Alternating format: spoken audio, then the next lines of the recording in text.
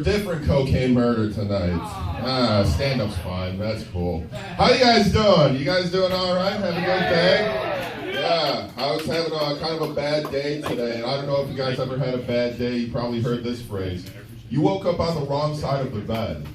Yeah, that actually happened to me one time. I woke up in between the mattress and the box spring. It's kind of inconvenient. I actually, if you guys don't know me, you might recognize my voice. I'm on air at 103.1 FM, WPNA, right? If it's not from there, yeah, you got a listener. If it's not from there, maybe Buffalo Bill from Silence of the Lambs.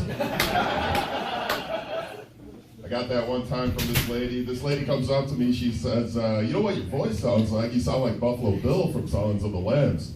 I said, lady, that's not like a compliment, right? I can't walk up to you and be like, you know what your voice sounds like? You sound like you could fit in a size 16. Can you help me move this couch? Doesn't work that way.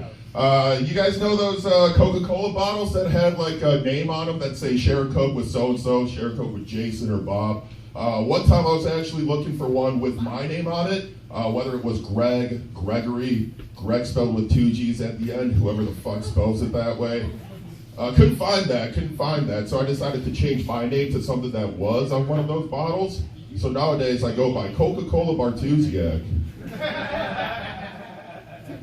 It's really cool. It's really cool when you actually have one of those bottles and you're actually with a person who has that name, right?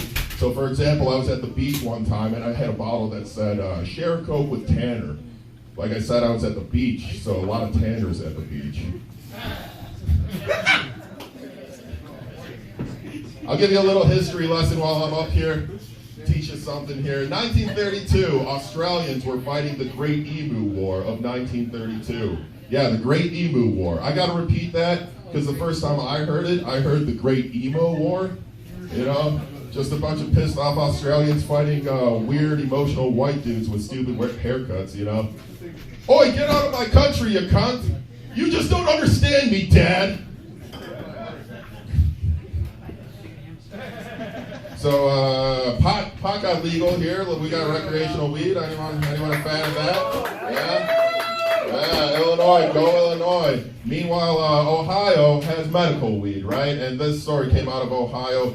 Their football fans hate their teams, you know, or they love them so much that their teams suck. So now what they're petitioning to the Ohio State Medical Board, they're saying if you're a fan of any Ohio NFL team, that should be a symptom for medical marijuana. Yeah, that's a true thing. If that was the case, Illinois should have been smoking pot a long time ago. You know, the Bears, the Bulls, the Cubs. You're a fan of the Sox? You should have been smoking pot since 2006. Coming up with a new catchphrase for 2020, guys. Let me know what you guys think of it, all right? So I was making a sandwich the other day. I got all my ingredients. I got my bread, got my ham, my tomato, lettuce, onion. Noticed something was missing out of it. So I turned around to the fridge, and I threw a little cheese on that. Yeah? I'll take, I'm working on it, guys. I'm working on it. I was a high school athlete. I was a pitcher for my high school team, and we were actually a pretty good team. We actually got to the state championships. So when we're at state, I'm on the mound. I'm not having a great game, so my coach comes, gives me a mound visit. Goes, Bartusiak, what's wrong, man? You're throwing outside of the box. Your pitches are off. You just gave up 3 home runs. You know what you got to do to that, right? You got to throw a little cheese on that. It's like Beyonce said in that one song. If you like it, then you better throw a little cheese on it. All right, guys. Wanted to throw a little cheese on the cocaine murder, Mike, so let's bring up Jason again. Thank you.